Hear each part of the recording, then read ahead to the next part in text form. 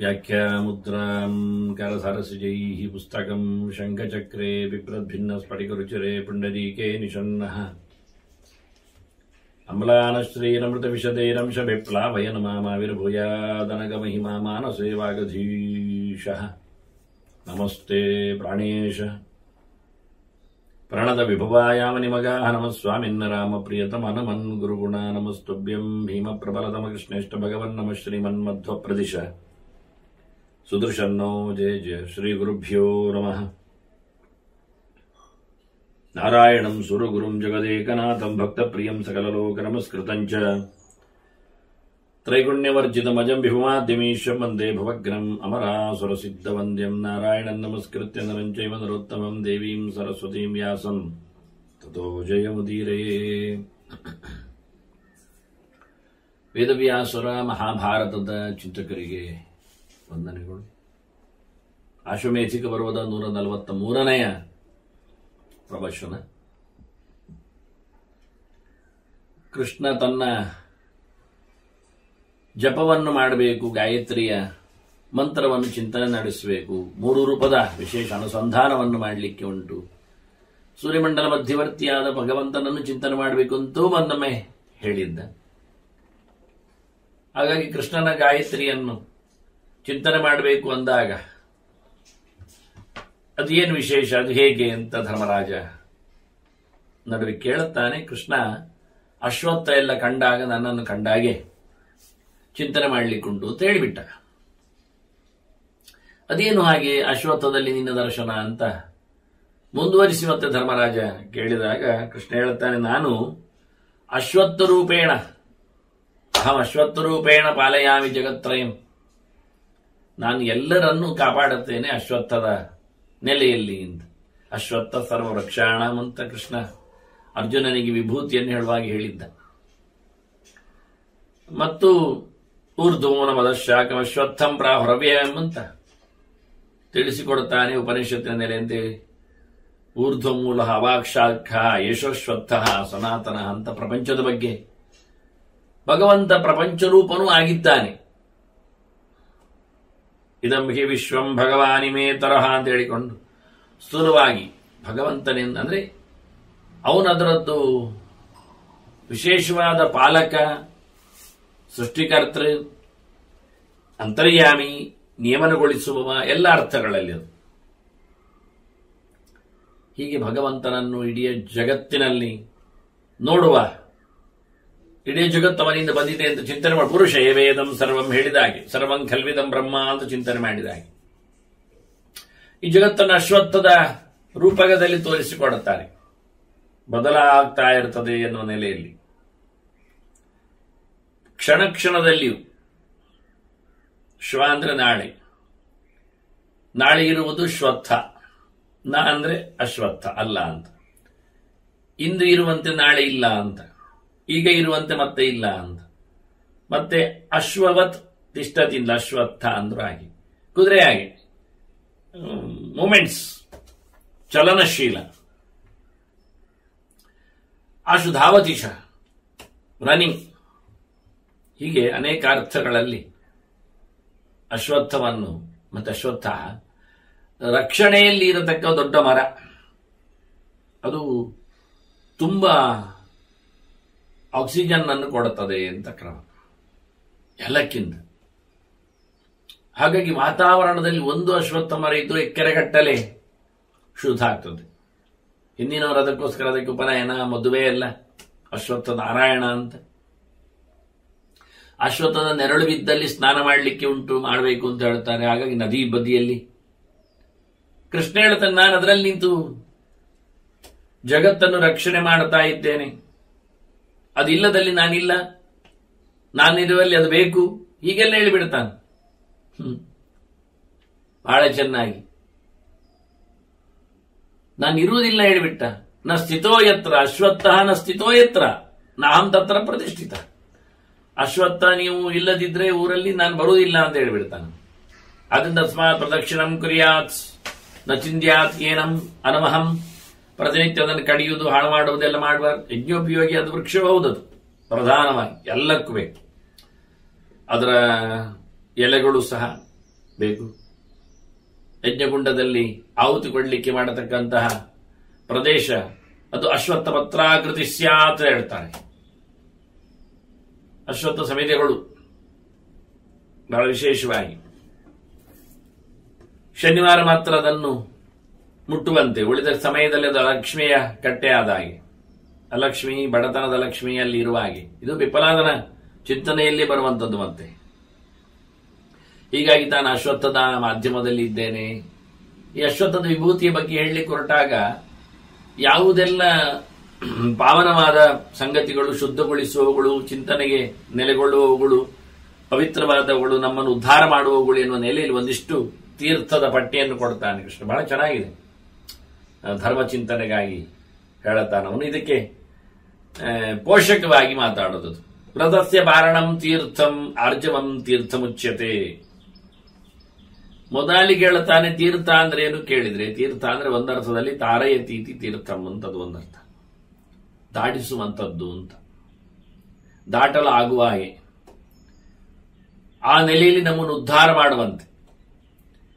ಇದು ಶಾಸ್ತ್ರಕ್ಕೂ ಅನ್ವಯ. ತೀರ್ಥಂ ಶಾಸ್ತ್ರಂ ಅಂತ ಅಂದ್ರೆ ಯತಿಗಳನ್ನು ಕರೆದಾಗ ತೀರ್ಥ ಅಂತ ಶಬ್ದದಲ್ಲಿ ಕರೀತಾರೆ. ಅವರು ದಾಟಿಸ್ತಾರೆ ಅಂತ, ಪಾವನ ಮಾಡುತ್ತಾರೆ, ಪಾವನಗೊಳಿಸ್ತಾರೆ ಅಂತ. ಮುಖ್ಯವಾಗಿ ಶ್ರಾದ್ದಕ್ಕೆ ಯತಿಯೇ ಬೇಕು ಅಂತ ಹೇಳುತ್ತಾರೆ. ಅವು ಸಿಕ್ಕಿದರೆ ಪರಮ ಸಂತೋಷ ಶ್ರಾದ್ದದ ಕತೆ ಅಂತ. ಇಲ್ಲ ಅಂತ ಆದ್ರೆ ನೈಷ್ಠಿಕರನ್ನು ಕರಿ ಅಂತ ಹೇಳುತ್ತಾರೆ ಬ್ರಹ್ಮಚಾರಿಯನ್ನು. ಅಲ್ಲ ಆದ್ರೆ ಮತ್ತೆ ನಿವೃತ್ತಿಯ ಗೃಹಸ್ಥ ಬೇಕು ಅಂತ ಹೇಳ್ತಾರೆ. ಅದು ಆಗದಿದ್ರೆ ಮತ್ತೆ ಸಾಧಕ ಗೃಹಸ್ಥನಾದ್ರೂ ಪರವಾಗಿಲ್ಲ ಅಂತ. ನೋಡಿ ಎಷ್ಟು ಸಾರ್ಟ್ ಔಟ್ ಮಾಡ್ತಾನೆ. ಹಾಗಾಗಿ ಇಲ್ಲಿ ಹೇಳುವಾಗ ಪ್ರಧಾನವಾಗಿ ಹೇಳ್ತಾನೆ ತೀರ್ಥ ಅಂದ್ರೆ ವ್ರತಸ್ಯ ಪಾರಣಂ ತೀರ್ಥ.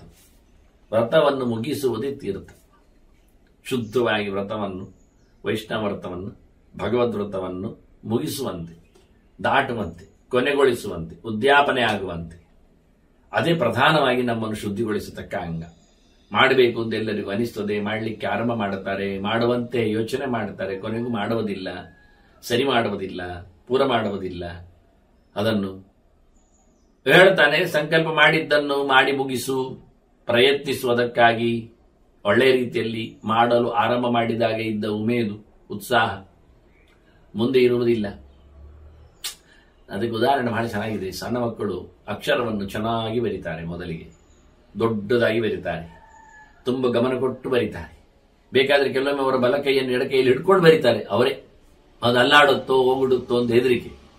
ಮುಂದೆ ಮುಂದೆ ಹೋದಾಗ ಆಗ್ತದೆ ಹೇಗೆ ನೋಡಿ, ಅಕ್ಷರಗಳು ಸಣ್ಣ ಸಣ್ಣದಾಗ್ತಾವೆ, ಗೋಜಲು ಗೋಜಲಾಗ್ತಾವೆ, ಉದಾಸೀನದಲ್ಲಿ ಮಲಗಿಕೊಂಡು ಹೋಗ್ತಾವೆ, ಕೆಲವು ಗಟ್ಟತ್ತಾವೆ, ಕೆಲವು ಗುಳಿಗಿಳಿತಾವೆ, ಕೆಲವು ಕಾಣದಾಗ್ತಾವೆ, ಕೆಲವು ಆಗದೆ ಹೋಗ್ತಾವೆ.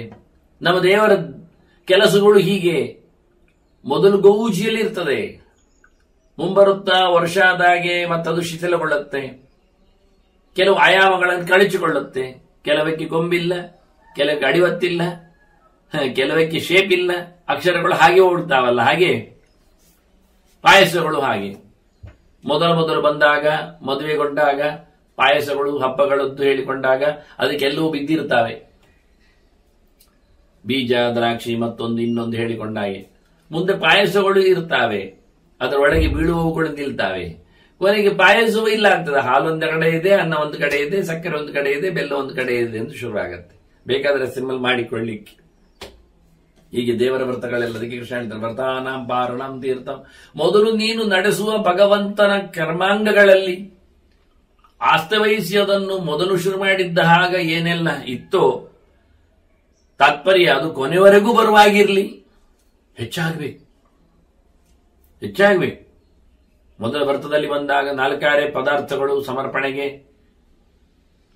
ಅರ್ಚನೆಗೆ, ಚಿಂತನೆಗೆ, ಪಾರಾಯಣಕ್ಕೆ ಎಲ್ಲ ಬಂದಿದ್ರೆ ಮುಂದೆ ಹೋಗ್ತಾ ಆತಿಥ್ಯಗಳು ಹೆಚ್ಚಾಗಬೇಕು, ಸಂಪತ್ತುಗಳು ಹೆಚ್ಚು ವಿನಿಯೋಗಕ್ಕೆ ಬರಬೇಕು, ನಿಷ್ಠೆ ಜಾಸ್ತಿ ಆಗಬೇಕು, ಚಿಂತನೆ ಗಟ್ಟಿಯಾಗಬೇಕು. ಅದನ್ನು ಉಲ್ಲೇಖ ಮಾಡಿದ ಕೃಷ್ಣ ಹೇಳ್ತಾನೆ ವ್ರತಗಳಲ್ಲಿ ಪ್ರಧಾನವಾಗಿ ನಾವು ಶುದ್ಧವಾಗಿ ಅದನ್ನು ಕೊನೆಗೊಳಿಸುವುದರಲ್ಲಿ ವಿಶೇಷತೆ ಇರುವುದು, ಅದೇ ನಮ್ಮನ್ನು ದಾಟಿಸುತ್ತದೆ. ಹಾಗೆ ಆರ್ಜವಂ ತೀರ್ಥ ಮುಚ್ಚದೆ. ಮತ್ತೊಂದು ಹೇಳ್ತಾನೆ ಟೋಟಲಿ ಬೇಕಾದ್ದೇನು ಕೇಳಿದ್ರೆ ಸ್ಟ್ರೈಟ್ ಫಾರ್ವರ್ಡ್ನೆಸ್, ಪ್ರಾಮಾಣಿಕತೆ, ರುಜುತನ, ವಕ್ರ ಆಗಬಾರದು. ವಾರೆ, ಮೋಸ, ಅನ್ಯಾಯ, ವಂಚನೆ ಇವೆಲ್ಲ ಇಲ್ಲ. ಡೊಂಬರಾಟ, ಡಾಂಬಿಕತೆ, ಸೋಗು ಇವೆಲ್ಲ ಬಾರದಂತೆ ಆದಷ್ಟು ಟ್ರಾನ್ಸ್ಪರೆಂಟ್ ಆಗಿ ಶಾಸ್ತ್ರದಲ್ಲಿ ಹೇಳಿದ್ದ ಹಾಗೆ ಆಡ್ ಮಾಡ್ಲಿಕ್ಕೆ ಹೋದ್ರೂ ಹಾಳಾಗತ್ತೆ. ಕೆಲವರು ಹೇಳುದು ಹೆಚ್ಚು ಮಾಡಿದ್ರೆ ತಪ್ಪಿಲ್ಲಲ್ಲ, ಹೆಚ್ಚು ಮಾಡಿದ್ರೆ ತಪ್ಪಿಲ್ಲ, ವಿಸ್ತರ ಅನ್ಯತೆ ಅಂತ. ನೀವು ಹೆಚ್ಚು ಮಾಡ್ಲಿಕ್ಕೆ ಹೋದ್ರೆ ಏನೋ ಕೆಲವಕ್ಕೆ ಲೋಪ ಆಗುತ್ತೆ, ಪೆಟ್ಟು ಬೀಳತ್ತೆ ಅಂತ. ಏನಾದ್ರು ಈಗ ನೀವು ತೋರಣಕ್ಕೆ ಡೆಕೋರೇಷನ್ಗೆ ಒಂದು 10,000 ಹಾಕ್ತೇನೆ ಹೇಳಿದ್ರು, ಆ 10,000ವನ್ನು ಬೇರೆ ಕಡೆಯಲ್ಲಿ ಹಾಕ್ಬೋದಲ್ಲ. ದಾನ ದಕ್ಷಿಣೆಗಳಲ್ಲಿ ಅದು ಕೊಡ್ತದೆ, ದಾನ ಕೊಡಿ, ದಾನ ದಕ್ಷಿಣೆ. ಇನ್ನು 4 ಜನರಿಗೆ ಹೆಚ್ಚು ಕೊಡಿ, 2 ದಿನ ಎಕ್ಸ್ಟ್ರಾ ಕೊಡಿ, ಯಾಕಾಗಬಾರದು? ಹೌದಲ್ಲ? ಆ ತೋರಣಗಳಿಗೆ ಅಬ್ಬರವನ್ನು ತೋರಿಸಲಿಕ್ಕೆ ಏನೋ ಫಿಟ್ಟಿಂಗ್ಸು, ಏನೋ ವಿಚಿತ್ರ. ಒಂದು ಶುದ್ಧವಾಗಿ 2 ಕಂಬ, ಅದು ಇದ್ದ ಮರಕ್ಕೇನೆ 2 ಕಂಬವನ್ನಾಗಿಸಿಕೊಂಡು ಅದಕ್ಕೊಂದು ಯಾವುದೋ ಒಂದು ನಾರು, ತೆಂಗಿನ ನಾರು, ಅದರಲ್ಲಿ ಒಂದು 10-50 ಕುಡಿಗಳನ್ನು, ಮಾವಿನ ಕುಡಿಗಳನ್ನು ಕಟ್ಟಿದರೆ ತೋರಣ ಆಗದೆ ಇನ್ನೇನು ಬೇಕಿದೆ. ಹೀಗಾಗಿ ನಮ್ಮದು ತೋರಣದಲ್ಲೇ ವೈಭವ, ಡೆಕೋರೇಷನ್ಲೇ ಖರ್ಚು, ಮಂಟಪದಲ್ಲೇ ಕೌಶಿ, ಒಳಗೇನಿಲ್ಲ. ಒಳಗೆ ಮಂತ್ರಗಳು ಇಲ್ಲ, ವಿಧಾನಗಳು ಇಲ್ಲ. ಅದರಿಂದ ಕೃಷ್ಣ ಹೇಳುತ್ತಾನೆ ಅದೆಲ್ಲ ಬೇಡ. ತೋರಿಕೆಗಳಿಗೆ ಬೆಲೆ ಕೊಡಬೇಡ, ಪ್ರಾಮಾಣಿಕವಾಗಿ ದುಡಿ. ಶಾಸ್ತ್ರ ಹೇಳಿದ್ದನ್ನು ಮಾಡು, ಹೇಳದೇ ಇರುವುದನ್ನು ಬಿಡು ಅಂತ. ನಾವು ಹೇಳದೇ ಇರುವುದನ್ನು ಮಾಡುತ್ತೇವೆ, ಹೇಳಿದ್ದನ್ನು ಬಿಡುತ್ತೇವೆ, ಅದೇ ತಪ್ಪ ಅಂತ. ಮುಂದೆ ಹೇಳ್ತಾನೆ ಕೃಷ್ಣ, ದೇವ ಶುಶ್ರೂಷಣಂ ತೀರ್ಥಂ, ಗುರು ಶುಶ್ರೂಷಣಂ ತಥಾ, ಪಿತೃ ಶುಶ್ರೂಷಣಂ ತೀರ್ಥಂ, ಮಾತೃ ಶುಶ್ರೂಷಣಂ ತಥಾ. ಕ್ರಮಬದ್ಧವಾಗಿ ದೇವ, ಗುರು, ಪಿತೃ, ಮಾತೃ, ಇಲ್ಲಿ ಅನುಕ್ರಮವನ್ನು ನಾವು ಕಾಣಬಹುದು. ದೇವರ ಸೇವೆ ಮೊದಲು ಮಾಡು ಅವರು ಹೇಳುದು, ಮತ್ತೆ ಗುರುಗಳ ಸೇವೆಯನ್ನು ನಡೆಸಿಕೋ, ಮತ್ತೆ ತಂದೆ ಹೇಳಿದ್ದು ಕೇಳು, ಕೊನೆಗೆ ತಾಯಿ ಹೇಳಿದ್ದು ಕೇಳು ಅಂತ. ಎಷ್ಟು ಚೆನ್ನಾಗಿದೆ ಅಲ್ಲ? ಒಬ್ಬ ವ್ಯಕ್ತಿಗೆ ಕ್ರಮಬದ್ಧವಾಗಿ ಯಾರನ್ನು ಮಾತಾಡಿಸ್ಲಿಕ್ಕೆ ಮೊದಲು ದೇವರ ಸೇವೆ ಮೊದಲು ಮಾಡು, ಮತ್ತೆ ಗುರುಗಳ ಸೇವೆ ಮಾಡು. ಇಲ್ಲಿ ಮುಂದಕ್ಕೆ ಇನ್ನೊಂದು ಮಾತಿದೆ, ಮಾತ್ರ ಆದ ನಂತರ ನರಾಣಂ ತೋಷಣಂ ತೀರ್ಥಂ ಅಂತ ಹೇಳ್ತಾನೆ. 5ನೇದ್ದು ತಾಯಿ ಮುಗಿದ ನಂತರ ಊರಿನವರತ್ತು, ಜನರತ್ತು. ಜನರ ಸೇವೆಯಲ್ಲಿ, ದೇವರ ಸೇವೆಯಲ್ಲಿ ನಾವಿವತ್ತೇನ್ ಮಾಡಿದ್ದೇವೆ? ಉಲ್ಟಾ ಬಟ್ಟ ಮಾಡಿಕೊಂಡಿದ್ದೇವೆ. ಯಾಕೆಂದ್ರೆ ನಮ್ಮಲ್ಲಿ ಒಂದು ಸ್ಲೋಗನ್ ಉಂಟಾಗಿದೆ, ಜನರ ಸೇವೆಯೇ ಜನಾರ್ದನ ಸೇವೆ ಅಂತ. ಅವ್ರು ಕೇಳುತ್ತಾರೆ ಸತ್ಯವಾಗಿ, ಅವ್ರು ಹೇಳುತ್ತಾರೆ, ನೀನು ದೇವರನ್ನು ಕರೆದ್ರೆ ದೇವರು ಬರ್ತಾನೆ ನಿನಗೆ, ನೀನು ಜನರನ್ನು ಕರೆದ್ರೆ ನೋಡು ಎಲ್ಲ ತಂದು ಕೊಡುತ್ತಾರೆ. ನಿನ್ನ ಸೇವೆಗೆ, ನಿನ್ನ ಉಪಕಾರಕ್ಕೆ ತುರ್ತು ಬರುವವರು ಜನರು ಹೊರತು ದೇವರಲ್ಲ. ನೀನು ಜಪ ಮಾಡ್ತಾ ಕೂತ್ರೆ ನಿನಗೇನು ಸಿದ್ಧಿ ಆಗುವುದಿಲ್ಲ. ನೀನು ಗುರುಗಳೇ ಅಂತ ಕರೆದ್ರೆ ಗುರುಗಳು ಏನು ಬರುವುದಿಲ್ಲ. ಗುರುಗಳು ಇಂಥ ಶಿಷ್ಯರನ್ನು ಸಾವಿರಾರು ನೋಡಿರ್ತಾರೆ. ನೀನು ಗುರು ಅಂತ ಕರಿತಿ, ಗುರುಗಳು ನಿನ್ನನ್ನು ಶಿಷ್ಯ ಅಂತ ಕರೀತಾರ? ಆದ್ರೂ ಶಿಷ್ಯನ ಸ್ಥಾನ ಎಲ್ಲಿ ಇರ್ತದೆ ಕರೆದ್ರು? ನೀನು ಗುರುಗಳನ್ನು ಮೆಚ್ಚಬೇಕೆನ್ನುವುದು ಸತ್ಯ. ಉದಾರತೆ, ಭಕ್ತಿ, ಗೌರವ. ಆದ್ರೆ ಶಿಷ್ಯನಲ್ಲಿ ಎತ್ತಿಕೊಳ್ಳಬೇಕಂತವರೆ ಎಲ್ಲಿ ಉಂಟು? ವಿರೋಧ ಉಂಟು. ಹಾಕಿ ಗೊತ್ತಾ? ನ ಶಿಷ್ಯಾನ್ ಅನುಬದ್ನೀತ. ಗುರುಗಳಿಗೆ ಶಾಸ್ತ್ರ ಹೇಳತಕ್ಕಂಥ ಒಂದು ದೊಡ್ಡ ಸಂದೇಶ ಏನು ಹೇಳಿದ್ರೆ, ಶಿಷ್ಯರ ಗಂಟು ಮೂಟೆ ಕಟ್ಟಿಕೊಂಡು ಮೇರಿಲಿಕ್ಕೆ ಹೋಗಬೇಡ. ಶಿಷ್ಯರು ಅಭಿಮಾನಿಗಳು ಅಂತ ಕರೀಲಿಕ್ಕೆ ಹೋದ್ರೆ ನಾಳೆ ಅವರು ಪಲ್ಲಕ್ಕಿ ಉತ್ಸವ ಶುರು ಮಾಡುತ್ತಾರೆ. ಖುಷಿ ಕಾಣುತ್ತೆ. ಅವರು ಕಾಲು ತಿಕ್ಕುವುದು, ಅವರು ಮೈ ತೊಳೆಯುವುದು, ಇದೆಲ್ಲ ಅನಿಸಿಕೊಂಡಾಗ ಭಾರಿ ದೊಡ್ಡ ಹೇಳ್ತಾರೆ ಶಿಷ್ಯಾಭಿಮಾನ. ಶಿಷ್ಯರನ್ನು ಕಟ್ಟಿಕೊಂಡು ಸಂಘ ಸಂಸ್ಥೆ ಮಾಡಿಕೊಂಡು ಮುಂದುವರಿಸಲಿಕ್ಕೆ ಹೋಗಬೇಡ. ಮತ್ತೆ ನಿನ್ನ ಸಮಾಧಿಯನ್ನು ಮಾತ್ರ ಅವರು 1000 ಇಟ್ಟಾರು ನೋಡಿ. ಗುರು ಒಬ್ಬನೇ, ಸಮಾಧಿ 1000 ಆಗತ್ತೆ. ಯಾಕೆ? ಶಿಷ್ಯರಾನವನು ಇರ್ತಾನೆ, ಚಂದ ಎತ್ತುತ್ತಾನೆ ಸಮಾಧಿಗಾಗಿ. ಅವನು ಸತ್ರು ಬಿಡುವುದಿಲ್ಲ ಇವರು, ಅವನ ಹೆಸರಲ್ಲಿ ದುಡ್ಡು ಮಾಡುತ್ತಾ. ಅದಕ್ಕೋಸ್ಕರ ಮೊದಲ ಹೇಳ್ತಾನೆ, ನನಗೆ ಯಾರು ಶಿಷ್ಯ ಎಲ್ಲ ಹೇಳಿಬಿಡು, ಡಿಕ್ಲೇರ್. ಎಷ್ಟು ಚೆನ್ನಾಗಿದೆ ಅಲ್ಲ? ನೀನ್ ಯಾರ ಶಿಷ್ಯರನ್ನು ಕಟ್ಟಿಕೊಳ್ಳಬೇಡ, ನನಗೆ ಶಿಷ್ಯ ಉಂಟು ಹೇಳಲಿಕ್ಕೆ ಹೋಗಬೇಡ. ಶಿಷ್ಯರೇ ಮತ್ತೆ ನಿನ್ನನ್ನು ಸಮಾಧಿ ಮಾಡಿ, ಗುರುಗಳಿಲ್ಲ ನನ್ನನ್ನು ಡಿಕ್ಲೇರ್ ಮಾಡಿದ್ದಾರೆ ಹೇಳಿಕೊಂಡು ಗುರುಗಳಾಗಿ ಬರ್ತಾರೆ ಅವರು. ಅದು ಒಂದು ಕಡೆ ಇಲ್ಲ, 10 ಬಾಗಿಲಲ್ಲಿ ಹೊರಗೆ ಬರ್ತಾರೆ ಅವರು. ಮತ್ತೆ ಯಾರು ಕನ್ಫ್ಯೂಸ್ ಆಗಬೇಕು? ಇದಕ್ಕೋಸ್ಕರ ಮೊದಲಿಗೆ ಹೇಳುತ್ತಾನೆ, ದೇವರನ್ನು ಪ್ರೀತಿಸು, ಮುಂದೆ ಆ ದೇವರ ಪರಿಚಯ ಮಾಡಿಕೊಟ್ಟ ಗುರುಗಳನ್ನು ಮಾತಾಡಿಸು. ದೇವರ ಸೇವೆ ನಿಲ್ಲಿಸಬೇಡ. ಏನಾದರೂ ಬಿಟ್ಟರೂ ದೇವರ ಸೇವೆಯನ್ನು ನಿಲ್ಲಿಸಬೇಡ. ಆದ್ರಿಂದ ತಾಯಿಯನ್ನು ಮಾತಾಡಿಸು, ತಂದೆಯನ್ನು, ಊರನ್ನು ನೋಡು, ತಾಯಿಯನ್ನು ಕೇಳು, ತಂದೆಯನ್ನು ಒಪ್ಪಿಗು, ಗುರುಗಳ ಹತ್ತಿರವ, ದೇವರನ್ನು ಮೆರೆಸು. ಇದರಲ್ಲಿ ಯಾವ್ದು ಬಿಟ್ರೆ ಆಗತ್ತೆ ಕೇಳಿದ್ರೆ ಊರವರನ್ನು ಬದಿಗಿಟ್ಟರು ಪರವಾಗಿಲ್ಲ. ಯಾಕೆ ಈ ಜನ್ಮದಲ್ಲಿ ನಮ್ಮನ್ನು ಮಾತಾಡಿಸ್ತಾರಲ್ವ, ಅದು ಅವರಿಗೆ ಬೇಕಾದಾಗ ತಿಳ್ಕೊಳ್ಳಿ. ನೀವೇನು ಹಾಗೆ ಹೇಳಿದ್ರಲ್ಲ ಮೊದಲಿಗೆ, ದೇವರನ್ನು ಕರೆದ್ರೆ ಬರ್ತಾರ, ಊರವ್ರು ಕರೆದ್ರೆ ಬರ್ತಾರೆ ಅಂತ. ಬರ್ತಾರೆ, ಕರಿತಾ ಇರಿ. ಎಷ್ಟು ಸಮಯ ಬರ್ತಾರೆ, ಯಾಕೆ ಬರ್ತಾರೆ? ಲಾಭ ನೋಡಿ ಬರ್ತಾರೆ. ಪ್ರತಿ ಸರ್ತಿ ಸಹ ನೀವು ಬಿದ್ದಿದ್ದೇನೆ, ಹೇಳಲಿಕ್ಕಾಗದು, ತಿನ್ಲಿಕ್ಕೆ ಕೊಡಿ ಅಂತ ಕೇಳಿದ್ರೆ 4 ದಿನ ಮಾಡಿಯಾರು, ಕೊಟ್ಟಾರು. ಮತ್ತೆ ಇದು ನಿತ್ಯ ಆಗತ್ತೆ. ಅವನಿಗೆ ನಾವು ಕೊಡ್ಲಿಕ್ಕೋಸ್ಕರವೇ ಬಿದ್ದುಕೊಂಡಿರ್ತಾನೆ. ಹೇಳಿಕೊಂಡು ಜನ ಮಾತಾಡಿಕೊಂಡು ಆಚೆ ಓಡ್ತಾರೆ. ನಾಳೆ ಪಡಿಲಿಕ್ಕಾಗುವುದಾದ್ರೆ, ಅವರ ಮಕ್ಕಳ ಮನೆ ಸಂತಾನದಿಂದಾಗಿ ಎಲ್ಲಿಯಾದ್ರೂ ಅವರು ಕೊಟ್ಟ ದುಡ್ಡು ವಾಪಸ್ ಬರುವುದಾದ್ರೆ ಈ ಅಪ್ಪ ಏನಿಗೆ ಇಡ್ಲಿ ಕೊಡ್ತಾರೆ, ಇಲ್ಲಾದ್ರೆ ಕಲ್ಬಿಸಾಡ್ತಾರೆ ಅಷ್ಟೇ. ಅದರಿಂದ ಊರವರನ್ನು ನಂಬಿ ಕೆಲಸ ಮಾಡಬೇಡಿ. ಅವರು ಸ್ವಾರ್ಥ ಇಲ್ಲದೆ ಬರುವುದಿಲ್ಲ ಅಂತ ನೆನಪಿಟ್ಟುಕೊಳ್ಳಿ. ಇನ್ನೇನಾದ್ರಿದ್ರೆ ಹೆದರಿಕೆಯೋ ಅಂಜಿಕೆಯೋ ಇರಬಹುದು ಸ್ವಲ್ಪ ಒಂದೆಡೆಯಲ್ಲಿ, ಅದು ಈಗ ಮುಲಾಜಿಲ್ಲ ಅವರಿಗೆ ಹಾಗೆಲ್ಲ. ಹೀಗಾಗಿ ಯಾವುದನ್ನು ಬಿಟ್ಟರೆ ಆಗುವುದಿಲ್ಲ, ಬಿಡಬಹುದೇವಾದ್ರೆ ಊರ ವಾರ್ತೆ ಬಿಡು ಅಂತ ಹೇಳಿಕೊಂಡು ತಿರುಗ್ತಾರಷ್ಟೇ. ಎಲ್ಲರ ಜನರ ಸೇವೆ ಮಾಡುವುದೊಂದು ದೊಡ್ಡ ಸಂಪತ್ತು, ಒಂದು ಭಾಗ್ಯ, ಅದು ಯೋಗಿಗೆ ಬೇಕು ಅಂತ. ಎಲ್ಲಿ ಉಂಟು ಹಾಗೆ, ಹೇಗೆ ಅಂತ ಮಾಡಲೇಬೇಕು ಅಂತ ಯಾರಿಗೆ? ಅದು ಆ ನಮೂನೆ ಯೋಗ್ಯತೆ ಇದ್ದ ನಿನ್ನ ಕೆಲಸ ನೀನು ಮಾಡದವ, ಊರ ಕೆಲಸ ಮಾಡುವುದೇನು ಕೇಳುತ್ತಾರೆ ಮೊದಲಿಗೆ. ನಿನ್ ಮೈಯಲ್ಲಿ ಮೊದಲು ದೇವರ ಮೆಟ್ಟಿದ ಮಣ್ಣನ್ನು ಹಚ್ಚಿಕೋ, ಮತ್ತೆ ಊರಿನವರ ಹಣೆಯನ್ನು ಹುಡುಕ್ಲಿಕ್ಕೋ. ನೀನು ಮೊದಲು ಭಗವಂತನ ಚಿಹ್ನೆಯನ್ನು ಧಾರಣೆ ಮಾಡಿಕೋ ಮೈಯಲ್ಲಿ ಸುಟ್ಟು, ಮತ್ತು ಉಳ್ಳಿನವರಿಗೆ ಹಾಕ್ಲಿಕ್ಕೋ.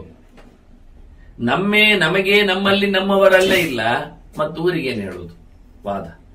ಅಂದ ಊರಿನ ಸ್ವಾರ್ಥ ಬಿಟ್ಟರು ಪರವಾಗಿಲ್ಲ, ತಾಯಿಯ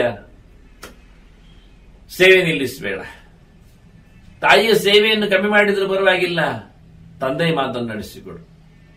ತಂದೆಯ ಮಾತನ್ನು ಬಿಟ್ಟರು ತೊಂದರೆ ಇಲ್ಲ, ಗುರುಗಳ ಸೇವೆಯಲ್ಲಿ ಕೂತ್ಕೊಂಡ್ಬಿಡು. ಮನೆಗೆ ಹೋಗದಿದ್ರು ಪರವಾಗಿಲ್ಲ ಹೇಳ್ತಾರೆ ನೋಡಿ, ಗುರುಗಳ ಹತ್ತಿರ.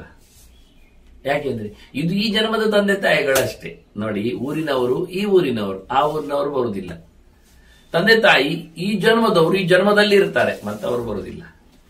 ಗುರುಗಳು ಎಲ್ಲಾ ಜನ್ಮಗಳಲ್ಲಿನ ಮಾರ್ಗದರ್ಶನ ಮಾಡಿ ಹೋದವರು, ಒಟ್ಟಿಗೆ ಬರುವುದಿಲ್ಲ ಸರಿ, ಆದ್ರೆ ಮುಂದೆ ಹೇಗೆ ಹೋಗ್ಬೇಕು ಎನ್ನುವುದನ್ನು ಇತರ ಜನ್ಮಗಳ ಕೀಲಿಕೆಯೂ ಕೊಟ್ಟು ಹೋಗಿರ್ತಾರೆ. ಇನ್ನೊಂದು ಜನ್ಮಗಳನ್ನು ಸರಿ ಮಾಡಿಕೊಳ್ಳುವಲ್ಲಿ ಇವತ್ತೇ ಟ್ರೈನಿಂಗ್ ಮಾಡಿರ್ತಾರೆ. ಆದ್ರಿಂದ ಗುರುಗಳು ಬೇಕು.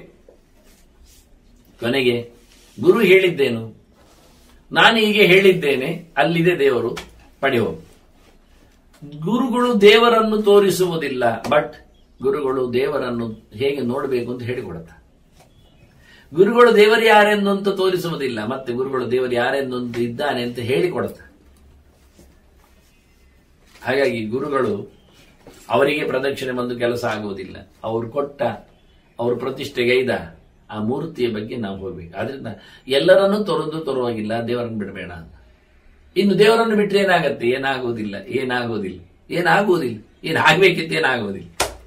ಅದನ್ನ ಬಿಡ್ತಾ ಬರ್ಲಿಕ್ಕೆ ಮೊದಲು ಹಿಡಿಬೇಕಂತ ಹೇಳ್ಬಿಟ್ಟ. ದೇವ ಶುಶ್ರೂಷಣಂ ತೀರ್ಥಂ, ಗುರು ಶುಶ್ರೂಷಣಂ ತದ, ಪಿತೃ ಶುಶ್ರೂಷಣಂ ತೀರ್ಥಂ, ಮಾತೃ ಶುಶ್ರೂಷಣಂ ತದ, ನರಾಣಾಂ ತೋಷಣಂ ತೀರ್ಥಂ.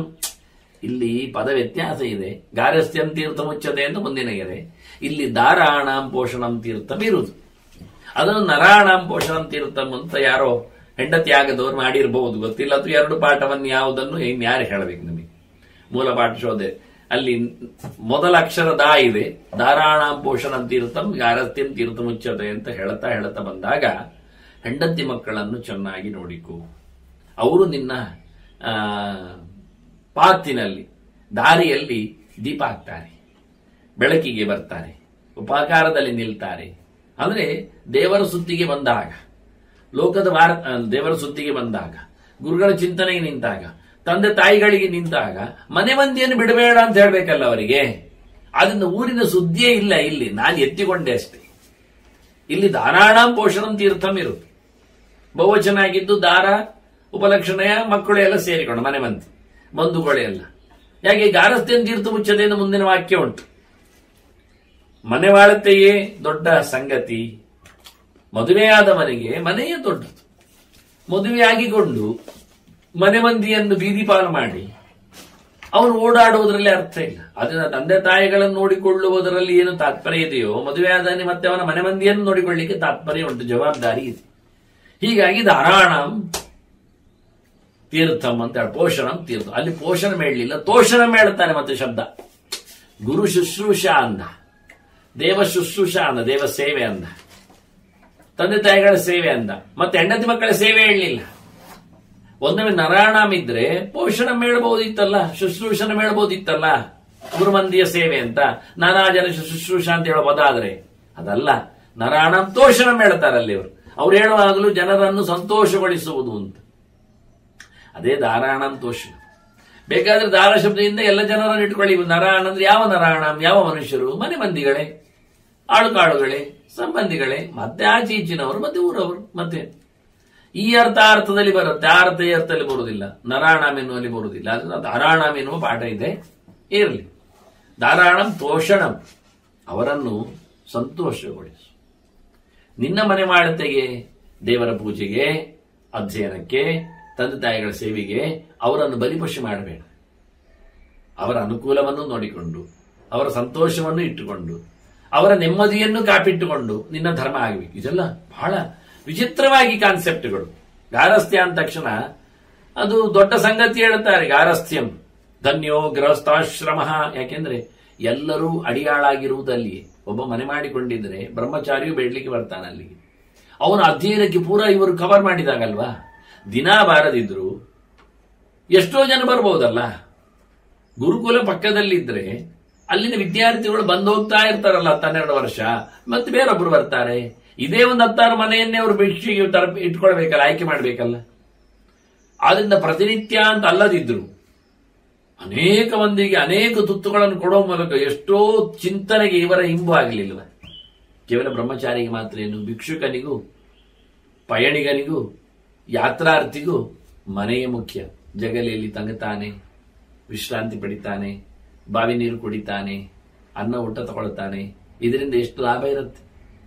ಹಸಿದವನಿಗೆ ಉಣಬಡಿಸುವುದು ಅದು ಬಹಳ ದೊಡ್ಡದಾದ ಆತಿಥೇಯ. ಅದರ ಮುಂದೆ ಹೇಳ್ತಾನೆ, ಪರಮ ಪವಿತ್ರವಾದದ್ದು.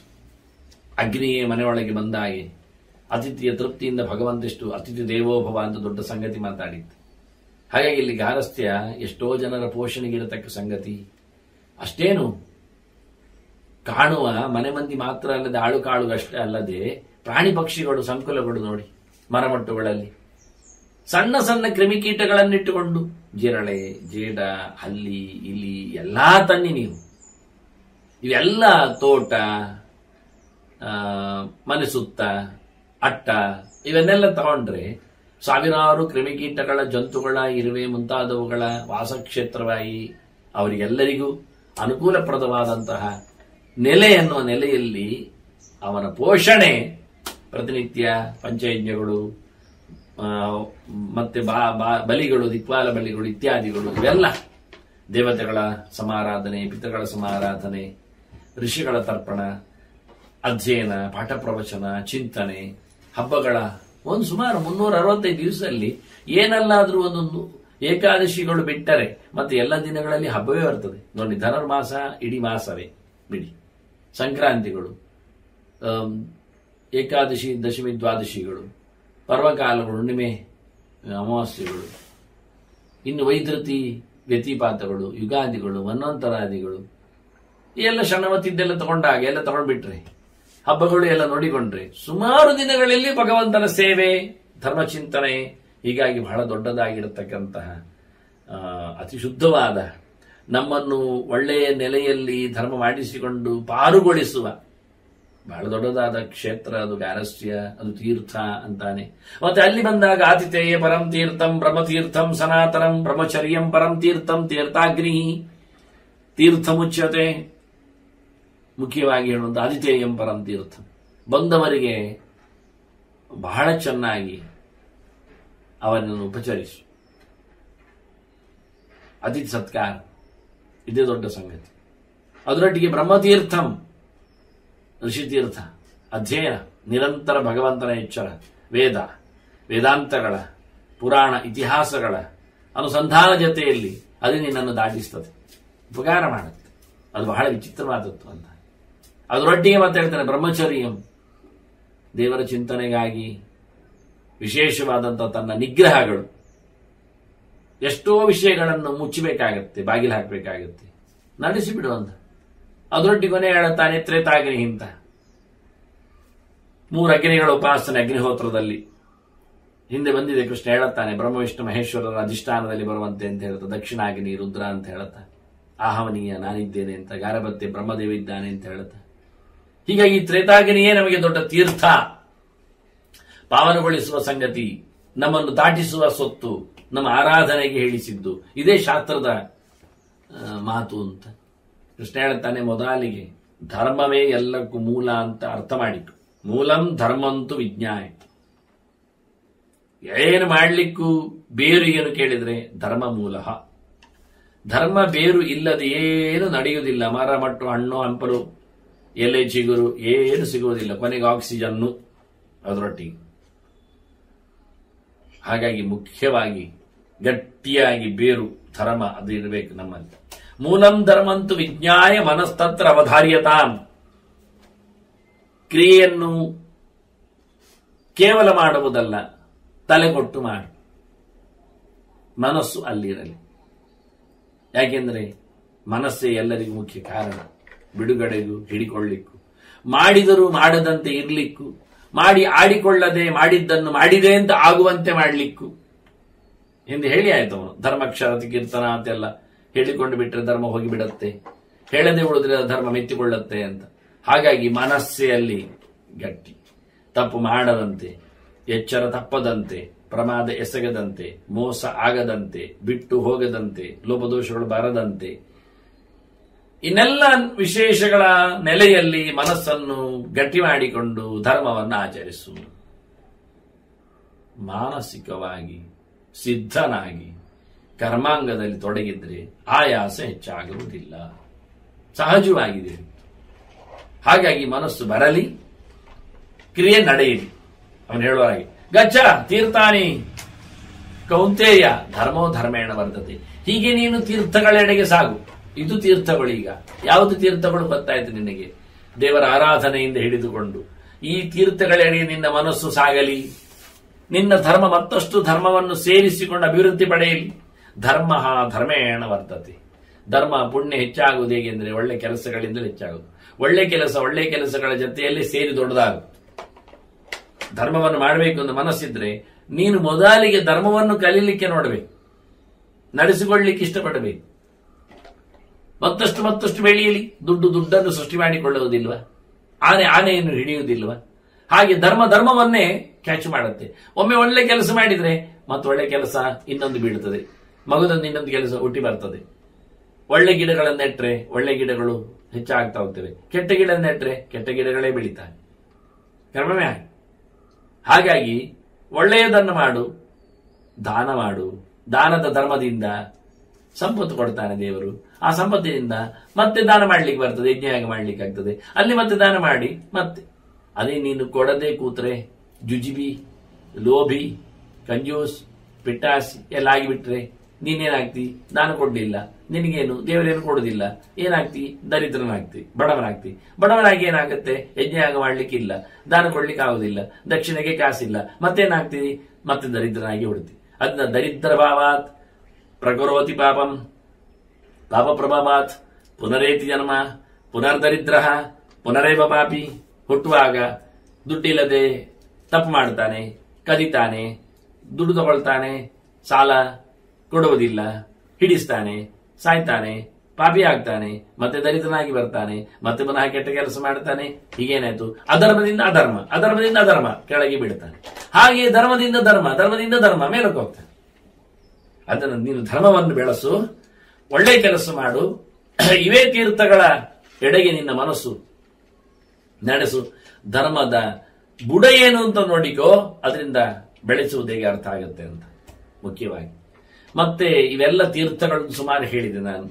ಇದರಲ್ಲಿ ಅಶ್ವತ್ಥವು ದೊಡ್ಡ ಸಂಗತಿ ಅಲ್ವಾ, ಉಪಾಸನೆಯಲ್ಲಿ ಬಂದದ್ದು. ಹಾಗೆ ನದಿಗಳು ಎಲ್ಲ ಹೇಳುತ್ತಾನೆ ಉಂಟು ಅಲ್ವಾ, ತೀರ್ಥಗಳು ನಮ್ಮನ್ನು. ಈ ಎಲ್ಲ ಸ್ಥಾವರ ತೀರ್ಥಗಳಿಗಿಂತ ಜಂಗಮ ತೀರ್ಥಕ್ಕೆ ಬೆಲೆ ಹೆಚ್ಚು. ದ್ವಿಧಂ ತೀರ್ಥಮಿತ್ಯಾಹು ಸ್ಥಾವರಂ ಜಂಗಮಂ ತತ. ನಡೆದಾಡುವ ತೀರ್ಥ ಅಂತ ಕೆಲವು, ನಿಂತ ತೀರ್ಥ ಅಂತ ಕೆಲವು. ಈ ಮರಮಟ್ಟುಗಳು, ಬೆಟ್ಟ ಗುಡ್ಡೆಗಳೆಲ್ಲ ನಿಂತವುಗಳು. ಆದರೆ ಜಂಗಮ ತೀರ್ಥ ಉಂಟ, ನಡೆದಾಡುವ ತೀರ್ಥಗಳು ಯಾವುದು? ಗುರು, ತಂದೆ ತಾಯಿಗಳು, ದನ, ಇವೆಲ್ಲ ನಡೆದಾಡುವ ಪ್ರತೀಕಗಳು ಮುಖ್ಯವಾಗಿ. ಆದ್ರಿಂದ ಸ್ಥಾವರಾತ್ ಜಂಗಮ ತೀರ್ಥಂ ತಥೋ ಜ್ಞಾನ ಪರಿಗ್ರಹ ಅಂತ. ಸ್ಥಾವರ ತೀರ್ಥಕ್ಕಿಂತ ಜಂಗಮ ತೀರ್ಥಕ್ಕೆ ಬೆಲೆ ಹೆಚ್ಚು.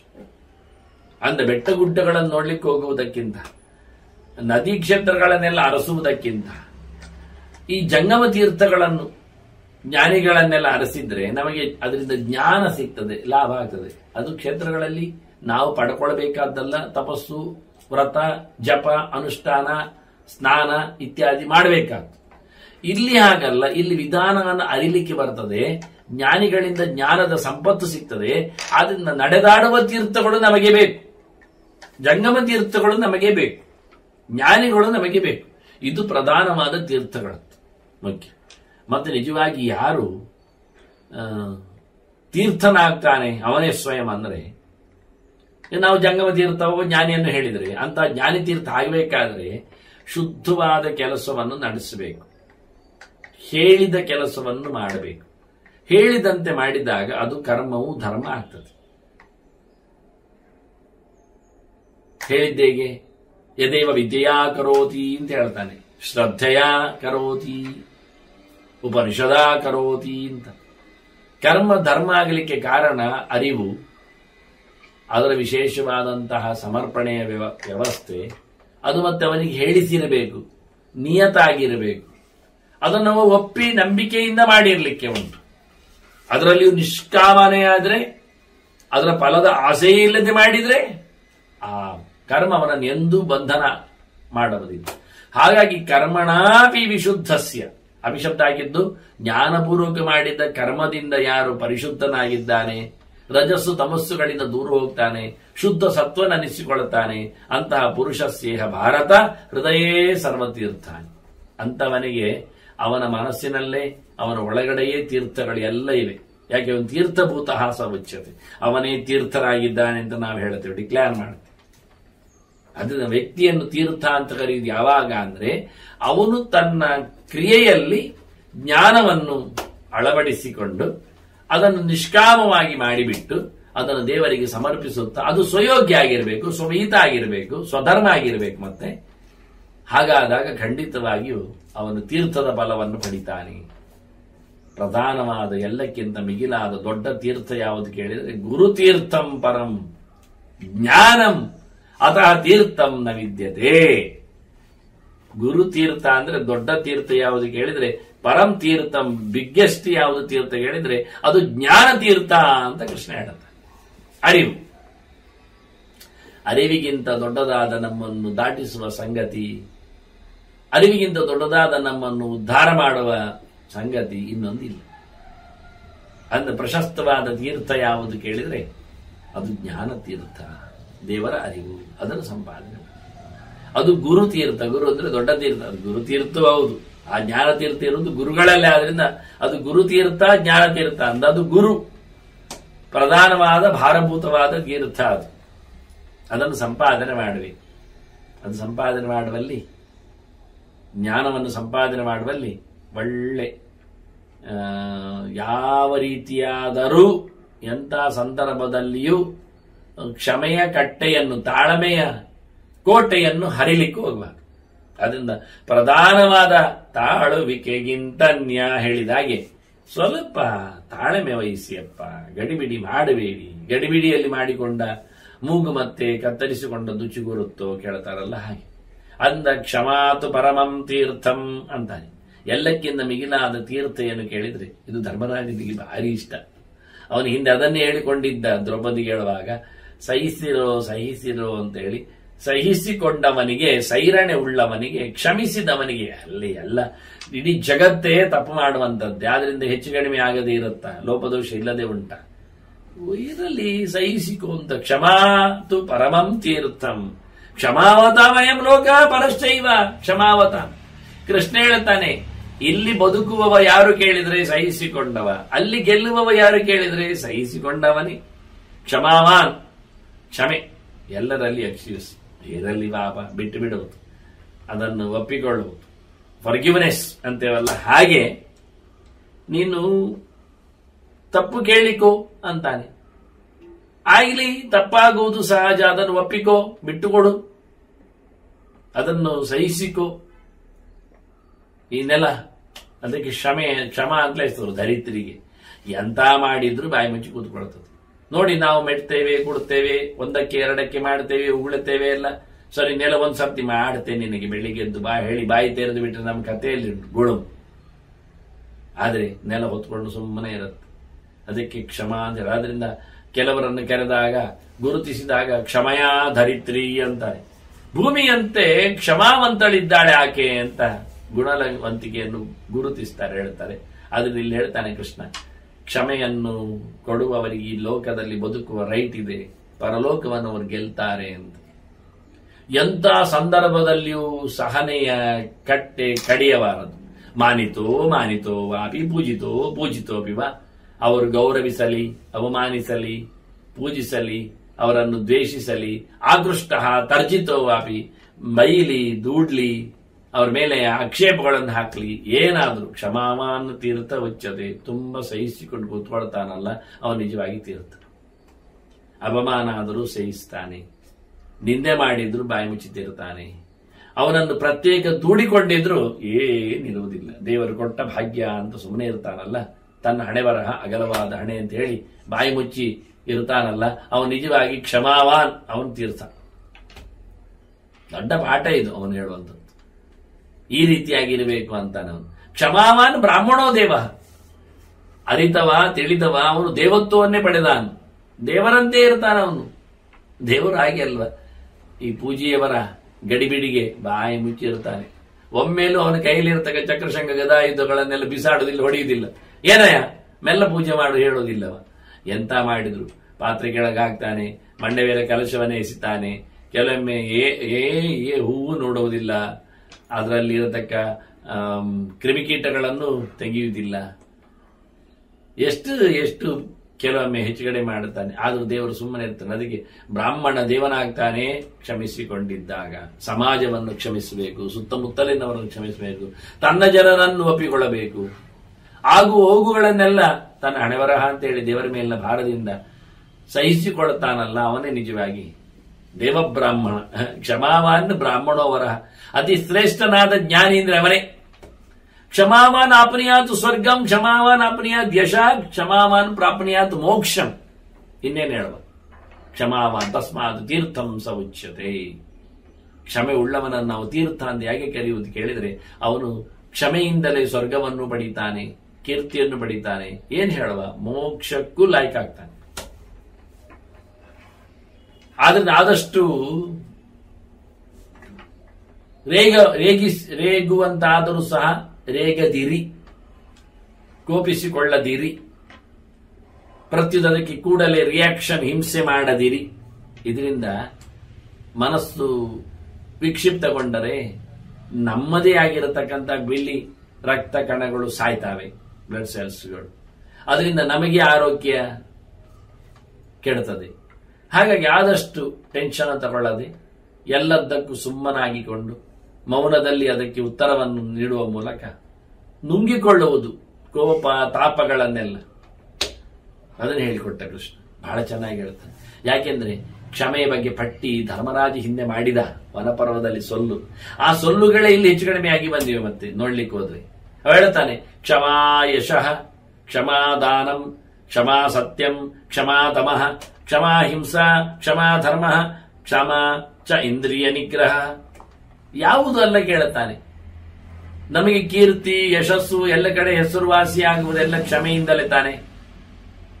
ಸಿಡುಕ, ಸಿಟ್ಟಿನವ, ಗಲಾಟೆ ಎಬ್ಬಿಸುವ, ಕ್ರೂರ, ಉಗ್ರ, ಕರಾಳ, ಹೀಗೆಲ್ಲ ಜನ ಅದನ್ನೇನು ಕರೆದು ಗುರುತಿಸ್ತಾರ, ಖುಷಿ ಪಡ್ತಾರೆ? ಇಲ್ಲ. ಸುಮ್ಮನೆ ಇರುವನು ಎಂತ ಒಳ್ಳೆ ಸಂತರು, ಏನು ಅದ್ಭುತ, ಏನು ಸೈರಣೆ, ಏನು ಕ್ಷಮಣೆ ಅಂತ ಕರೀತಾರೆ. ಅಂದ ಕ್ಷಮೆಯೇ ಪ್ರಧಾನ. ಅದುವೇ ದಾನ ಎಲ್ಲಕ್ಕಿಂತ ಮುಖ್ಯವಾದದ್ದು. ಅದುವೇ ನಿಜವಾಗಿ ಸತ್ಯ, ಅದುವೇ ದಮ ನಿಗ್ರಹ. ಮನುಷ್ಯ ಏನು ಕೆಲವೊಮ್ಮೆ ಹೇಳೋದುಂಟು, ಸ್ವಾಮಿ ನಿಮ್ಗೆ ಸಿಟ್ಟೇ ಬರ್ತದಲ್ಲ, ಯಾಕೆ, ಎಲ್ಲಿ ಬರ್ತದೆ, ನಾನು ಎಲ್ಲಿ ಸಿಟ್ಟು ಮಾಡ್ತೇನೆ? ಅಲ್ಲ ನೀವು ಹೇಳುವಾಗೆಲ್ಲ ಕೋಪ ಮಾಡಿದ್ದೀರಿ? ಇಲ್ಲ ಬಾ, ನಾನು ಎಲ್ಲಿ ಕೋಪ ಮಾಡುತ್ತೇನೆ ಕೇಳೋರಿ. ಅಲ್ಲ ನೀವು ಕೋಪದಲ್ಲಿ ಹೇಳಿದ್ದುಂಟು ಅಂತ ಕೆಲವರು ಹೇಳ್ತಾರೆ. ಎಲ್ಲಿಯಾ, ಯಾರು ಹೇಳಿದ್ದ? ಅಲ್ಲ ನೀವು ಕೋಪ ಮಾಡುದು ಎಲ್ಲಿ ಕೋಪ ಮಾಡಿದೆ ಅಂತ ಜೋರಾಗ್ತಾ ಹೋಗ್ತಾ ಉಂಟು ನೋಡಿ, ರೈಸ್ ಆಗ್ತಾ ಉಂಟು. 4 ಸರಿ ಕೇಳಿದಾಗ ಕೋಪ ಹೇಳಿದಾಗ ಇನ್ನು ಕೋಪಿಯಾಗಿ ಹೋಗ್ತಾನೆ. ಅದಕ್ಕೆ ಕ್ಷಮೆ ಹೇಳಿದ್ದು. Cool down Keshava, cool down. ಚೆನ್ನಾಗಿದೆ ಕ್ಷಮೆ. ಅದು ನಮ್ಮ ನಿಗ್ರಹವನ್ನು ಪರೀಕ್ಷೆ ಮಾಡುತ್ತದೆ. ಕ್ಷಮಾ ದಮಃ, ಕ್ಷಮಾ ಅಹಿಂಸಾ, ಹಿಂಸೆ ಮಾಡಲಿಕ್ಕೂ ಅಹಿಂಸೆಯೇ ಕ್ಷಮೆ, ಅಹಿಂಸೆಯೇ ಕ್ಷಮೆ. ಹಾಗೆ ಕ್ಷಮೆಯೇ ಧರ್ಮ, ಕ್ಷಮಾ ಧರ್ಮ. ಕ್ಷಮಾ ಯಜ್ಞ ಅಂತ ಮತ್ತೆ ಹೇಳ್ತಾನೆ. ಯಜ್ಞವು ಕ್ಷಮೆ, ಕ್ಷಮಾ ದಯಾ, ಕ್ಷಮಾ ಯಜ್ಞ. ಕ್ಷಮಾ ಇಂದ್ರಿಯ ನಿಗ್ರಹ, ಭಗವಂತನ ಸಾಗಲಿಕ್ಕೆ ಮನಸ್ಸಿನ ನಿಗ್ರಹ, ಇಂದ್ರಿಯಗಳ ಜಯ ಎಲ್ಲ ಕ್ಷಮೆಯಿಂದಲೇ ಸಾಧ್ಯ. ಕ್ಷಮೆಯೈವ ಧೃತಂ ಜಗತ್, ಇಡೀ ಜಗತ್ತು ನಿಂತದ್ದೇ ಕ್ಷಮೆಯಿಂದ ಅಂತ. ಯಾಕೆ? ಭೂಮಿಯಿಂದಲೇ ಹೌದಲ್ಲ. ಭೂತಾಯಿಯ ಏನೊಂದು ಕ್ಷಮೆ ಇದೆ, ಹಾಗೆ ಆಗದವನು ಕೈಲಾಗದವನು ಸುಮ್ಮನೆ ಇರ್ತಾನಲ್ಲ, ಹಾಗೆ ನಾವು ಕೈಲಾಗದಂತೆ ಇರಬೇಕು. ಕ್ಷಮೆಯಿಂದಲೇ ಇಡೀ ಜಗತ್ತು ಅಂತ ಹೇಳುವ ನೆಲೆ ಕೃಷ್ಣನದ್ದು ಬಹಳ ಚೆನ್ನಾಗಿದೆ. ಹೀಗಾಗಿ ಅದ್ಭುತವಾದಂತಹ ಕ್ಷಮೆಯ ಪಾಠ ಕೇಳುತ್ತಾ ಮನುಷ್ಯ ಅವನೇ ದೊಡ್ಡ ತೀರ್ಥ, ಅವನಿಗೆ ದೊಡ್ಡ ತೀರ್ಥ ಅದು ಭಗವಂತ ಒಳಗಿದ್ದಾನೆ ಅಂತ ಹೇಳ್ತಾ, ಒಳಗೆ ಕೂತ ಭಗವಂತನ ಚಿಂತನೆಯೇ ಪ್ರಧಾನವಾದ ನಮ್ಮನ್ನು ರಕ್ಷಣೆ ಮಾಡುವಂತಹ, ಉದ್ಧಾರ ಮಾಡುವಂತಹ ಸಂಗತಿಯಾಗಿ ಬಿಟ್ಟಿದೆ. ಮುಖ್ಯವಾಗಿ ಆತ್ಮಾ ನದಿ ಭಾರತ ಪುಣ್ಯತೀರ್ಥಂ, ಈ ದೇಶವೇ ದೊಡ್ಡ ಪುಣ್ಯತೀರ್ಥ. ಇಲ್ಲಿ ಸುತ್ತಮುತ್ತಲೂ ಹರಿಯತಕ್ಕಂತಹ ಭಗವಂತನ ಚಿಂತನೆಯೇ ಇಲ್ಲಿ ಪ್ರಧಾನವಾದಂತಹ ನದಿ. ಅಲ್ಲಿ ಜೀವನೂ ಇದ್ದಾನೆ ಈ ಕ್ಷೇತ್ರದಲ್ಲಿ, ಅವನ ಮನಸ್ಸು ಹರಿತಾ ಇದೆ. ಇವೆಲ್ಲ ಪುಣ್ಯ ವಸ್ತುಗಳಾಗಿ ಬಿಟ್ಟಿವೆ. ಆತ್ಮ ತೀರ್ಥಂ ಸರ್ವತೀರ್ಥ ಪ್ರಧಾನಂ, ಪರಮಾತ್ಮನೇ ಸರ್ವತೀರ್ಥ ಪ್ರಧಾನ ತೀರ್ಥವ. ಅವನಿಲ್ಲದೇನಾಗುವುದಿಲ್ಲ. ಹಿಡಿಬೇಕಾದ ದೇವರನ್ನು, ಪಡಿಬೇಕಾದ ದೇವರನ್ನು, ಅವನೇ ಪರಮ ಶುದ್ಧನಾಗಿದ್ದಾನೆ, ನಮ್ಮನ್ನು ದಾಟಿಸುವವನಿದ್ದಾನೆ. ನಮ್ಮಲ್ಲಿ ನಾವೇ ತೀರ್ಥರು. ಈಗ ಆತ್ಮವೇ, ಅದರ ಮನಸ್ಸೇ, ಅದೇ ಎಲ್ಲಕ್ಕಿಂತ ಪ್ರಧಾನವಾಗಿದೆ. ಅದನ್ನು ಗಟ್ಟಿ ಮಾಡಿಕೊಂಡ್ರೆ ಅದರಲ್ಲಿ ಏನನ್ನು ಪಡೀಲಿಕ್ಕಾಗುತ್ತೆ. ಜೀವನೇ ದೇವರನ್ನು ಕಾಣಬೇಕು ತಾನೆ, ಹಠ ಅಲ್ಲೇ ಇದೆ. ಅದನ್ನು ಆತ್ಮವೇ ತೀರ್ಥ ಅಂತ ಈ ಅರ್ಥದಲ್ಲಿಯೂ ಆತ್ಮ ಯಜ್ಞ ಸತತಂ ಮನ್ಯತೆ ವೈ, ಆರಾಧ್ಯನಾದವ ಭಗವಂತ, ಯಜ್ಞೋ ವೈ ವಿಷ್ಣು. ಇವನೇ ವಿಶೇಷವಾಗಿ ತನ್ನ ತಾನು ಒಂದ್ ಕಡೆ ಹೇಳುತ್ತಾರೆ, ಎಲ್ಲ ಯಜ್ಞಗಳಿಗಿಂತ ಮಿಗಿಲಾದದ್ದು ಯಾವುದು ಕೇಳಿದರೆ ಆತ್ಮಯಜ್ಞ ಅಂತ. ಆತ್ಮಯಜ್ಞ ಅಂದ್ರೆ ಏನು? ತನ್ನನ್ನು ತಾನು ಸಮರ್ಪಿಸುವುದಲ್ಲ, ತನಗೆ ತಾನು ಭಗವಂತ ಒಳಗಿದ್ದಾನೆ ಹೇಳಿಕೊಂಡು ಸಮರ್ಪಿಸುವಂಥದ್ದು. ಊಟಕ್ಕಿಂತ ದೊಡ್ಡ ಯಜ್ಞ ಇಲ್ಲ ಅಂತ ಹೇಳಿಬಿಟ್ರು. ನಾನಾದ್ರೆ ಶಬ್ದವನ್ನು ಬದಲಾಯಿಸಿದ್ದೆ, ಅಲ್ಲಿ ಹೇಳಿದ ಕತೆ ಹಾಗೆ. ತನ್ನೊಳಗಿನ ಭಗವಂತನನ್ನು ಅನುಕೂಲಕರವಾಗಿ ಪ್ರಾಣಾಹುತಿಯ ನೆಲೆಯಲ್ಲಿ ಯಾರು ಸಂತೃಪ್ತಿಗೊಳಿಸ್ತಾನೆ, ಭೋಗೇರಾತ್ ಕೃಷ್ಣ ಹೇಳುವಾಗ, ಕೊನೆಯಲ್ಲಿ ಹೇಳುವಾಗ, ಆತ್ಮ ಉಪಾಸನೆ ಮಾಡುವಾಗ ಎಲ್ಲ ಕಡೆ ತುಂಬಿದ ಭಗವಂತ ಭೋಗೈರಾತ್ಮನಿ ಅಂತಾನೆ. ವಿಶೇಷವಾದ ಸಂತರ್ಪಣೆಗಳಿಂದಲೇ ಜೀವರಲ್ಲಿ ಭಗವಂತನನ್ನು ಕಾಣಲಿಕ್ಕೆ ಉಂಟು ಅಂತ. ಆತ್ಮ ಸರ್ವಭೂತಾನಿ ಭದ್ರಪೂಜಾ ಪದಾನಿಮೆ ಹೇಳುವಲ್ಲಿ ಹೀಗೆ ಬಹಳ ಚಂದವಾಗಿ ವೈಶ್ವಾನರ ಯಜ್ಞವನ್ನೇ ಎಲ್ಲಕ್ಕಿಂತ ದೊಡ್ಡ ಯಜ್ಞ ಅಂತ ಹೇಳುವ ಮೂಲಕ ಇಲ್ಲಿ ಆತ್ಮ ಯಜ್ಞ, ದೇವರು ಎನ್ನುವ ಅರ್ಥ ಉಂಟಲ್ಲ, ಜೀವನನ್ನೂ ನಾವು ಮನಸ್ಸನ್ನೂ ಸಹ ಅರ್ಥ ಮಾಡಿಕೊಳ್ಳುವಲ್ಲಿ, ದೇಹದ ಹತ್ತಿರಕ್ಕೂ ಬರಲಿಕ್ಕೆ ಬರುವ ಹಾಗೆ. ಈ ದೇಹ ಇಲ್ಲದಿದ್ದರೆ ಸಾಧನೆ ಎಲ್ಲಿ ಆಗುತ್ತೆ? ಆತ್ಮಯಜ್ಞ ಸದಾ ಮನ್ಯತೋ ವೈ, ಮತ್ತೆ ಸ್ವರ್ಗ ಮೋಕ್ಷ ಸರ್ವ ಮಹತ್ಮನ್ಯಧೀನ. ನೀವಿಲ್ಲಿಂದ ಬಿಡುಗಡೆ ಪಡೀಲಿಕ್ಕೂ ಸ್ವರ್ಗ ಸುಖವನ್ನು ಅನುಭವಿಸಲಿಕ್ಕೂ ಇರುವಂತದ್ದು ಆತ್ಮವೇ, ಪರಮಾತ್ಮನೇ. ಈ ಆತ್ಮವೇ, ಈ ಜೀವನ ತನ್ನ ಸಾಧನೆ, ಅದಕ್ಕೆ ಬೇಕಾದಂತ ಮನಸ್ಸೇ ಈ ದೇಹವೇ ಆಗಿಬಿಟ್ಟಿದೆ. ಆಚಾರ ನೈರ್ಮಲ್ಯಮುಪಾಗತೇನ ಸತ್ಯ ಕ್ಷಮಾ ನಿಸ್ತುಲ ಶೀತಲೇನ ಜ್ಞಾನಾಂಬುನ ಸ್ನಾತಿ ನಿತ್ಯಮೇವ. ಜ್ಞಾನದ ನೀರಿನಲ್ಲಿ ಮಿಂದರೆ ಅದೇ ಮಡಿ. ಆ ಜ್ಞಾನದ ನೀರುಂಟಲ್ಲ, ಅದು ಥಂಡಿಯಾಗಿರ್ತದೆ, ತಂಪಾಗಿರ್ತದೆ. ಯಾವುದರಿಂದ? ಸತ್ಯ ಕ್ಷಮೆಯಿಂದ ತಂಪಾಗಿದೆ. ಸತ್ಯ ಕ್ಷಮೆ ಎನ್ನತಕ್ಕಂತಹ ವಿಶೇಷವಾದಂತಹ ಗುಣಗಳಿಂದ ಶೀತಲವಾದ ನೀರಿನಿಂದ, ಜ್ಞಾನದಿಂದ ಯಾರು ಮೀತಾನೆ ಅದು ನಿರ್ಮಲನಾಗಿ ಮೀಬೇಕು. ನಿರ್ಮಲ ಆಚಾರ ನೈರ್ಮಲ್ಯ ಮುಪಾಗತೇನ, ತನ್ನ ಶುದ್ಧವಾದ ಆಚಾರದಿಂದ ಶುದ್ಧನಾಗಿದ್ದಾನೆ, ನಿರ್ಮಲನಾಗಿದ್ದಾನೆ. ತಪ್ಪಿಲ್ಲದ ಧರ್ಮದ ಆಚರಣೆ ಉಂಟು. ಅದರಲ್ಲಿ ಸತ್ಯ ಕ್ಷಮೆ ಎನ್ನತಕ್ಕಂಥ ಗಟ್ಟಿಮುಟ್ಟಾದಂತಹ ನೆಲೆಯಲ್ಲಿ ಜ್ಞಾನದ ನೀರು, ಅದರಲ್ಲಿ ಸ್ನಾನ ಮಾಡುವವನಿಗೆ ಕಿಂತಸ್ಯ ಭೂಯಃ ಸಲಿಲೇನ ತೀರ್ಥಂ ಅಂತವನು ಬೇರೆ ತೀರ್ಥಕ್ಕೆ ಹೋಗಿ ಮುಳುಗುವುದು ಏಕೆ ಕೇಳ್ತಾನೆ. ಜ್ಞಾನದಲ್ಲಿ ಮುಳುಗಿದವನಿಗೆ ಬೇರೆ ತೀರ್ಥ ಬೇಕೆ. ಸತ್ಯ ಕ್ಷಮೆಯಿಂದ ಕೋಲ್ಡ್ ಆದಂತಹ ನೀರಿಗೆ ಇನ್ನೇನಾಗಲಿ, ಆಕ್ರೋಶದಿಂದ, ವಿಶೇಷವಾದ ಕೋಪದಿಂದ ಬಿಸಿಯಾಗ್ತಾ ಇಲ್ಲ, ನೀರು ಹಾಳಾಗಿದೆ. ಹಾಗಾಗಿ ದುಷ್ಟ ಆಚಾರದಿಂದ ಆ ನೀರಿನಲ್ಲಿ ಗಲೀಜು ಕಾಣ್ತದೆ, ಕೊಳಚೆ ಆಗಿದೆ. ಸುಳ್ಳು ಡಂಬ ಮಾತುಗಳಿಂದ ಅವೆಲ್ಲ ಅತ್ಯಂತ ಉಷ್ಣವಾಗಿ ಬಿಸಿಯಾಗಿ ಬಿಟ್ಟಿದೆ. ಅಂಥದ್ರಲ್ಲಿ ಸ್ನಾನ ಮಾಡಲಿಕ್ಕಾಗತ್ತ? ವಿಪರೀತವಾದ ಜ್ಞಾನ, ವಿಪರೀತ ಕರ್ಮಗಳು, ಇದರಿಂದ ಸ್ನಾನ ಇಲ್ಲ. ಆದ್ರಿಂದ ಒಳ್ಳೆ ಶುದ್ಧ ಜ್ಞಾನದಿಂದ ಸ್ನಾನ ಮಾಡಿ ಸತ್ಯ ಕ್ಷಮೆಗಳನ್ನು ಅದರಲ್ಲಿ ಹಚ್ಚಿಕೊಳ್ಳಿ, ವಿಶೇಷವಾದ ಧರ್ಮಾಚರಣೆ ಇರಲಿ ಅಂತ ಕೃಷ್ಣ ಹೇಳ್ತಾನೆ. ಹೀಗೆ ಮಾಡಿಕೊಂಡು ಬಂದಾಗ ಮನುಷ್ಯ ಖಂಡಿತವಾಗಿಯೂ ಎಲ್ಲ ತೀರ್ಥಕ್ಕಿಂತ ಮಿಗಿಲಾದ ತೀರ್ಥ ಅಂತ ಅನಿಸಿಕೊಳ್ಳುತ್ತಾನೆ, ಎಲ್ಲ ತೀರ್ಥಕ್ಕಿಂತ ಮಿಗಿಲಾದ ಭಗವಂತನನ್ನು ಪಡಿತಾನೆ ಅಂತ ಹೇಳ್ತಾ, ಈ ದೇಹ ತೀರ್ಥದಲ್ಲಿ, ಮನಸ್ಸು ತೀರ್ಥದಲ್ಲಿ ಜೀವತೀರ್ಥನು ಭಗವತ್ ತೀರ್ಥವನ್ನು ಪಡೆಯುವ ಬ್ರಹ್ಮತೀರ್ಥದ ಅನುಸಂಧಾನವನ್ನು, ಜ್ಞಾನತೀರ್ಥ ಅನುಸಂಧಾನವನ್ನು ಕೊಡುತ್ತಾನೆ. ಅದರ ಮಾಧ್ಯಮದಲ್ಲಿ ಗುರು, ದೇಹ ಕೊಟ್ಟಿರುತ್ತದೆ ತಾಯಿಗಳು, ಸುತ್ತಮುತ್ತಲಿನಿಂದ ಅವನು ಹೊತ್ತುಕೊಂಡು ಬಂದಿರತಕ್ಕಂಥ ಅನುಯಾಯಿಗಳು, ಇವರೆಲ್ಲರನ್ನು ಹೇಳಿಕೊಳ್ಳುವ ಮೂಲಕ ಕೃಷ್ಣ ಬಹಳ ಚಂದವಾದ ಚಿಂತನೆಯನ್ನು ಕೊಟ್ಟ. ಇನ್ನು ಧರ್ಮರಾಜನ ಪ್ರಶ್ನೆ ಇದೆ. ಆ ಪ್ರಶ್ನೆ ಏನು, ಅದಕ್ಕೆ ಏನು ಕೃಷ್ಣನ ಉತ್ತರ ಎನ್ನುವುದನ್ನು ಮುಂದೆ ಕೇಳುವ. ವಂದನೆಗಳು. ಶ್ರೀಕೃಷ್ಣ ಅರ್ಪಣಮಸ್ತು. ನಾರಾಯಣ ನಾರಾಯಣ ನಾರಾಯಣ.